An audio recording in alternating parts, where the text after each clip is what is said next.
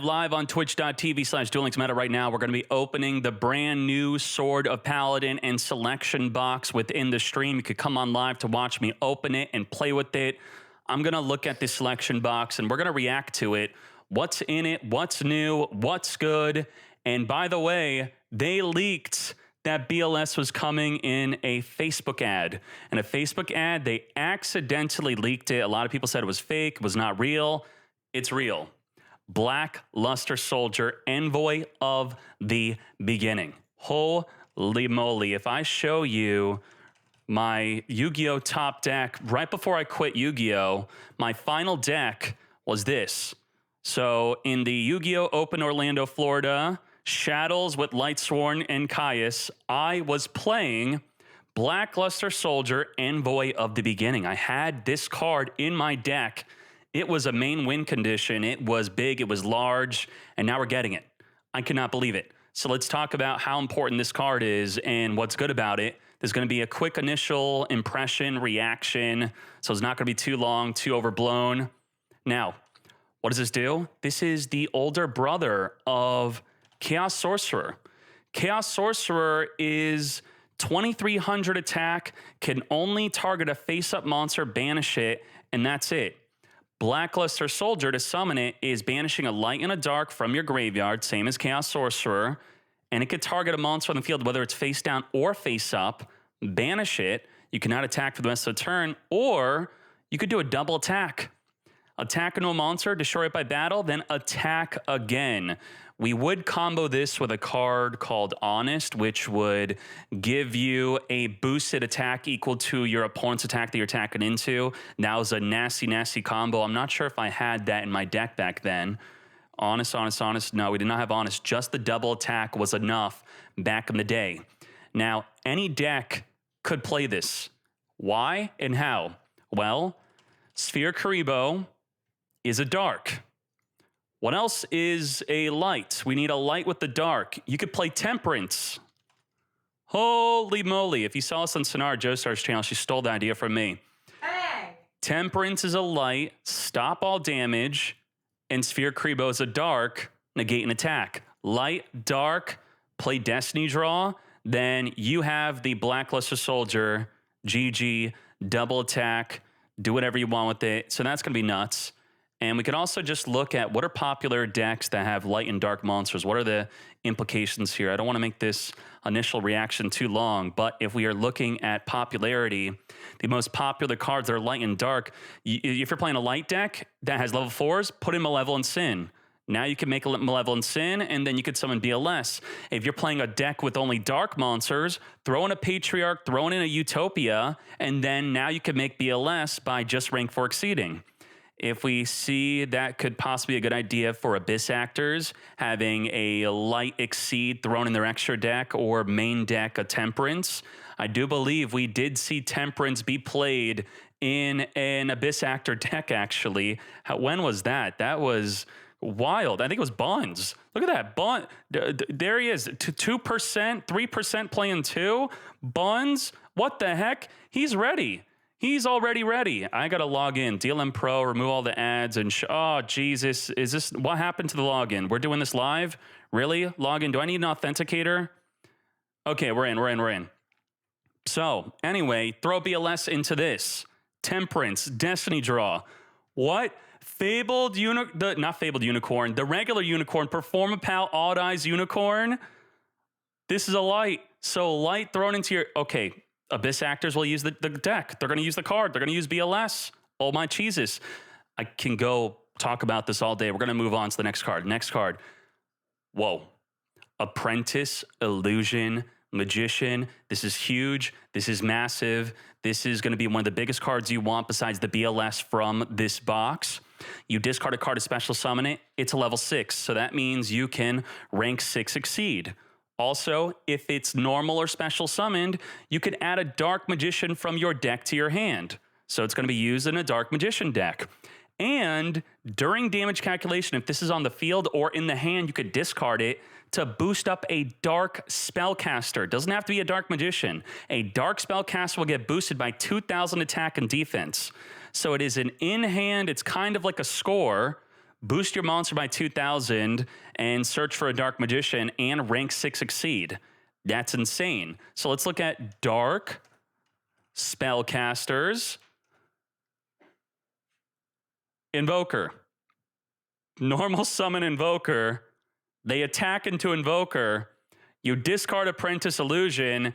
Invoker is now 3,000 attack. 3,000 attack. 4,500 attack Dark Magician. This is huge. This is a big deal. I think Konami messed up. This was supposed to be in the structure deck, but they put it in the selection box instead. We'll talk about the structure deck in another video. Bottomless Trap Hole. Holy moly. Last year, we got Book of Moon. This year, we got Bottomless Trap Hole. 2 years ago, we got Fiendish Chain, that is. So Fiendish Chain into Book of Moon, into Bottomless. We all knew that some big back row card was going to come out, and this is it. How good is this card? Well, Bottomless Trap Hole, if your opponent summons a monster, notice how it has the S in the parentheses, monsters, meaning a pendulum summon of multiple monsters. You could banish all of them that are 1,500 or more attack. It destroys and then banishes, and banishes at the same time. Destroy and banish at the same time, 1,500 or more attack. So let's very quickly see. Let's type in ATK, minimum attack. We're going to type in 1,500. And by popularity, here are the most popular monsters on summon that you could Bottomless Trap Hole. Bottomless Trap Hole on summon. Now, this search is not perfect because it's not showing that Harpies, if you look at a Harpy deck, all of their monsters are smaller than 1,500 attack, right? Channeler, 1,400, barely gets under the Bottomless. But with the Harpy Hunting Ground, it's going to boost up the Harpies by plus 200. So this is 1,600 attack. Banish the Channeler. If you banish Channeler, they're not going to be able to Harpy Feather Rest. They're not going to be able to return 3 Harpies in the grave back, then draw 2. It's gone. It's banished. Also, banish this. That 1,400 going to 1,600, that's quite a big deal. Now, I like to compare Bottomless to Void Trap Hole. Void Trap Hole is kind of similar. So you would probably thinking, why not play Void Trap Hole over the Bottomless? This is 2,000 or more attack, negate the effects of one of those monsters with 2,000 or more. So the Bottomless will be able to affect, let's do attack again. Here are all monsters that Bottomless can on summon, destroy and banish that Void Trap Hole cannot. So Void Trap Hole could have hit most of the other monsters that we are looking at, but here are the monsters that, this is why you would play Bottomless over Void Trap Hole. That range of 1,500 to 1,950.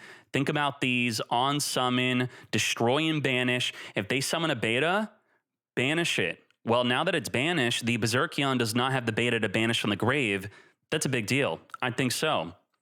If you were to summon the Berserkion, what would happen? A lot of cards, they do say that even if destroyed, they don't have to go out of play, or I should say go to the graveyard. If they go out of the play, it's still going to work. So it says that if this card is destroyed by battle or destroyed by a card effect, the Bottomless Trap Hole does destroy. Even though it banishes, it does destroy. It will trigger a card like Berserkion. Now, do we think that Bottomless Trap Hole is going to be big? You have to not only compare it to Void Trap Hole, which no one's really using, we have to compare it to the most popular spell and traps. You tell me, is it better than any of these? That's going to be the big deal. The big generic trap being Floodgate Trap Hole, the most comparable, this being activatable on summon. I don't know. Floodgate seems better almost. I don't know if Bottomless is that good. I will be testing it. Gia thinks it's really good, and it probably will be very good. We'll see. So these are the most popular back row cards and what the Bottomless will be competing with. Let's move on to what else is in the structure deck. Things are being updated live right now. True King. Whoa.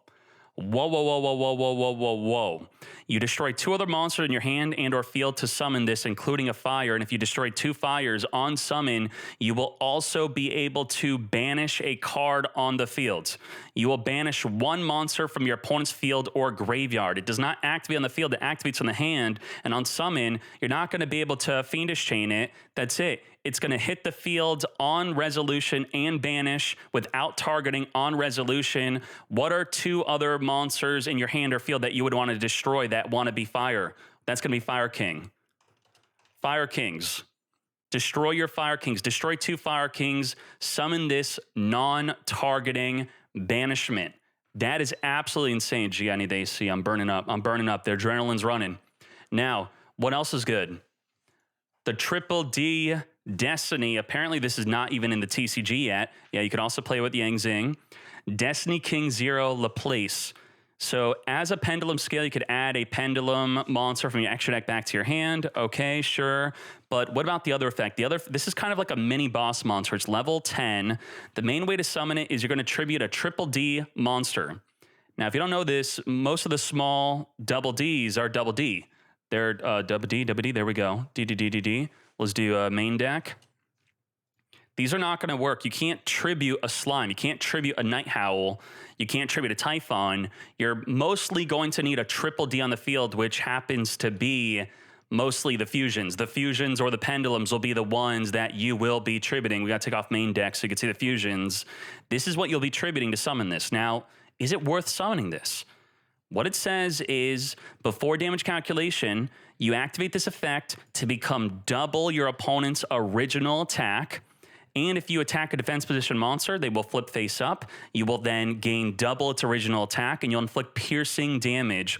And the first time this card would be destroyed by battle, it is not. And you also take no battle damage from that battle. So this could be quite difficult to deal with. It's a mini little boss monster. Double attack, does not be destroyed in the first time it would be destroyed. Cool. Cool. I'll make a whole deck around this. What else is new? Coach Captain Bearman.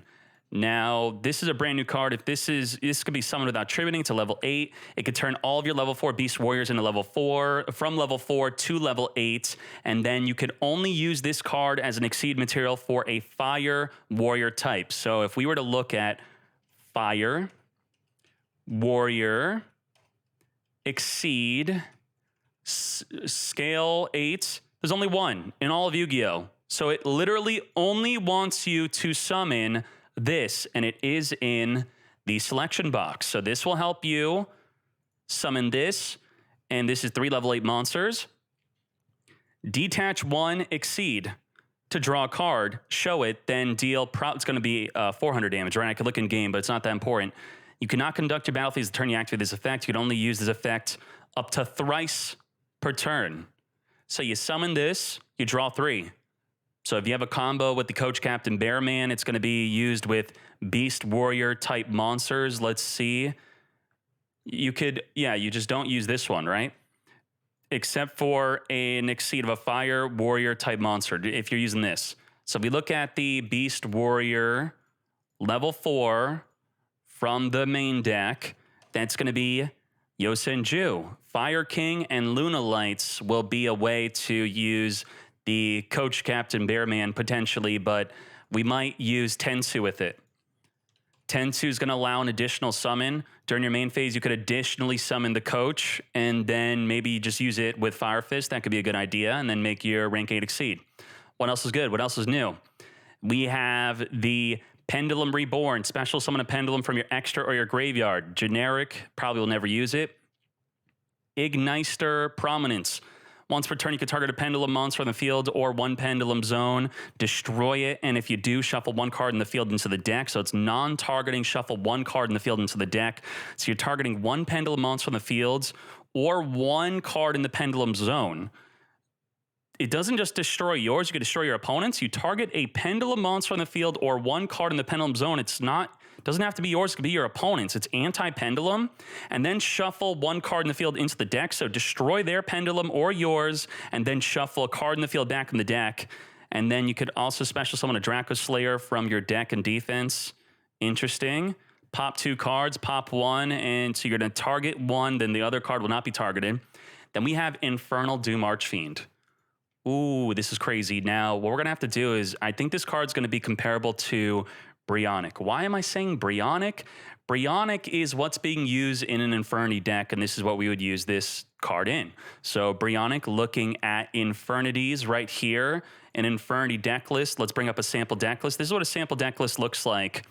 And you tell me, where would we make room for the new level 6 Synchro? Probably with Brionic. So let me walk you through the combo real quick. We're generally going to normal summon a Charge Warrior. We're going to summon a Charge Warrior, special summoning it, and then we're going to summon a Coral Dragon, and then we're going to make an Animaru the Divine Thunder, and then we're going to make a Brionic after that.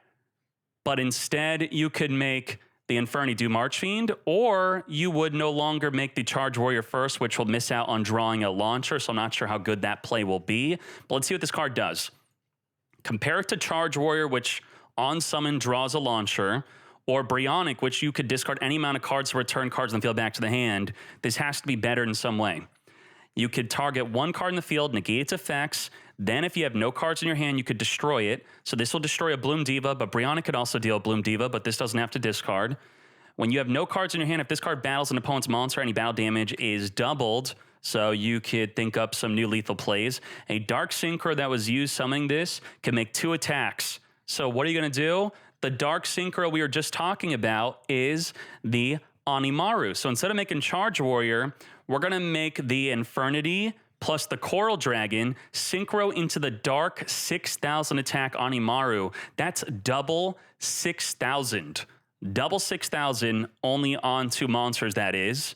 That's very cool. Awesome. So we'll make room for this. We'll try to make it work. And if you're not using it in an Inferni deck, you are just going to mostly be able to negate 1 face-up card in the field. But I guess Brionic kind of does that already, kind of deals with that card. Who knows if it's going to be as good or better than Brionic. I at least will try it out in Infernity. Now, some other new cards. We have the Magister Paladin, the Ascending Draco Slayer. When this card is Exceed Summon, you can add a Pendulum from your deck to your hand during the end phase, but it requires 2 level 4 Pendulum monsters. So if we do the search real quick for Pendulum monsters, this is what can make it. These are the most popular ones. So we'll try an Abyss Actor and then end phase search for a Pendulum monster. You could also detach and exceed material, special summon a Draco Slayer Pendulum from your extra deck. I'm not sure if we're really going to do that, but maybe. Special summon 1 face-up Pendulum Draco Slayer. Will it be worth it in a non-Draco Slayer deck? I'm going to have to see. And then Daigusto Phoenix. 2 level 2 monsters. I swore we already had this. Maybe I remember it so much from the TCG. You could detach material, target itself or another wind monster. It has double attack, so it is 3,000 damage from a level 2. What are popular level 2s in the main deck that could make this? Now, you can't play this if you're playing the skill from Reginald that requires you to play all water monsters, but otherwise, if you're playing Diva in any other non-Reginald deck, Diva and a Diva is 3,000 attack Phoenix for lethal. Infantry additional summon into a level 2. It's going to be quite difficult to play, probably. Back in my day, we used the ball, the Mystical Ball, Mystical Shine Ball. Shine Ball would be summoned from the deck with the Venus, and then we would make it, and we would double attack, and we'd win. Now, that's it for new cards. What are the reprints? Konami, what the hell? What the hell? Konami is reprinting Dark Magical Circle, not in the structure deck where it should be. Where it should be, it's in the selection box. What the hell? And if you don't know about selection boxes, I can only buy 15 packs with 200 gems each. Then I have to spend money. I have to spend money. So if you want to see how well that goes, that'll be in a separate video. Let's look at the other reprints. We are going, this is a good reprint because it's not a good deck right now, but we did get new Buster Blader support, and this is a card that you probably had to dig for in an older box. Hopefully you didn't do that, and you could just get it from this. The new Buster Blader deck we have not uploaded on YouTube yet. Going to require 3 of these. Genghis, good in Double D. Double D is getting their skill nerfed, but with new Double D support, maybe it's going to come back. So this is a good reprint. Buster Whelp, needed for the Buster Blader deck. Yes, you want 3 of this and 3 of this in your deck. You'll probably want 2 Genghis, 1 to 2 Genghis. Infernities, they're not, it's not top. So far, everything I'm talking about, these are not top tier decks. None of these are top tier. So if you want to see the tier list so far, you would think that the selection box is supporting top tier decks for you to help build them. These are not top tier decks that are being supported. We have the new Inferni support. Okay, Rescue Rabbit's not. I mean, what the heck are we going to use Rescue Rabbit in? I don't know. The Coach Soldier Wolfbark. These are cards not seeing use in competitive play. DD Crow's kind of a side deck. Kind of. I'm not. You could use it with the BLS. So if we look at DD Crow, the Crow. Where's the Crow? Oh, because I have the filter on still. The Crow is being used in Thunder Dragons. 7% are playing 1. Good job to the 7%. Maybe you'll grow to 9%. All right. We have Witchcrafters, which have not really been relevant. I think I released a Witchcrafter video recently. It's not top tier, not relevant. Dark Magician, the new structure deck. You're going to need that. Yosenju. Okay. Yosenju is top tier? I don't think so. Is it? Did we put Yosenju on the tier list? I think it might be on the power rankings even. Yosenju, no. No Yosenju. But you have some support for Yosenju. And Jelly Cannon, not really seeing use, maybe in Shiranui. Let's see the other reprints. I'm clicking through. Roach is a good reprint. That's pretty good. What is it seeing use in? Let's see the Roach real quick. This video is getting too long. We're going to have to end soon. Then we're going to open up. We're going to talk about the structure deck in another video. The Roach is seeing, Harpies 90% at 1. Elemental, let's forget about that. Harpies. You like Harpies? You were missing Roach. Congratulations. And it's also, it's a timeless card. It's going to be good for a long time. The Alexander, if Double D's come back, okay. Buster Blader, I'm not sure how many we were using. People are using 0 to 1 of this. I guess it's okay. And you can build your Yosenju deck. All right, Yosenju, comma 2, comma 3. Fire Kings are getting new support with the new Fire King monster we talked about. So good time to pick up your Arvata. That could be decent. We have Pator, Witchcrafter support. But the full Buster Blader kit is in here. Very good. More Double D support. Tenki. This is big if you want to play Lunalights, and maybe Beast Warriors are going to be good with Fire Kings with this. Infernis are getting this support. Lightning Vortex. I think this is mostly seeing use in... What is it seeing use in? It's seeing use in Destiny here, I think. Let's see. Lightning Vortex. 12% are not playing it. So the majority are playing it. 88% playing it. It's a Destiny hero mostly card right now, for now. Hammer Shot, no one's using that. Tuning. The Super Shooting Star Dragon deck's not that good, but now you can play Tuning in it. Great. And that's it. That's my quick reaction impression of this. Clip it, ship it. I'm going on twitch.tv/DuelLinksMeta. I'm live right now. We're going to be talking about the structure deck in the next video. I'll see you then. We're going to open everything. We're going to play with everything. It's out right now. Free Monster Reborn. Let's go.